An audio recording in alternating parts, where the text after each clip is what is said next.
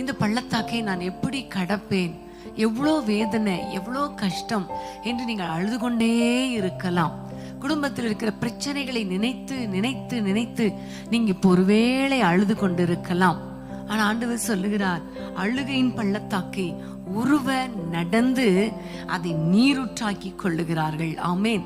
பள்ளத்தாக்கு வரும்பொழுது நீங்க நின்று விடாமல் அதுல நடந்து கொண்டே இருங்க.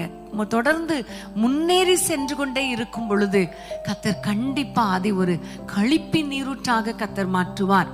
அது ஒருவேளை அழுகையின் பள்ளத்தாக்கா இருந்தாலும் நம்ம தொடர்ந்து ஆண்டவரை நோக்கி ஆண்டவரையே பிடித்து கொண்டு நடக்க நடக்க நடக்க நமக்கு ஒரு களிப்பின் நீரூற்றை கர்த்தர் கொடுப்பார். ஒருவேளை நீங்க இப்போ உங்க குடும்பத்துல ரட்சிக்கப்படாத பிள்ளைகளின் நிமித்தமாக அழுது கொண்டிருக்கலாம். ஜெபிக்கிறது இல்ல, ஆண்டவரை தேடுறதே இல்ல, எனக்கு ரொம்ப வேதனையா இருக்கு என்று யாரெல்லாம் அழுது கொண்டிருக்கிறீங்களோ, இன்றைக்கு ஆண்டவர் உங்க வீட்டுக்குள்ளே வந்து அந்த அழுகையின் பள்ளத்தாக்கை மாற்றப் போகிறார்.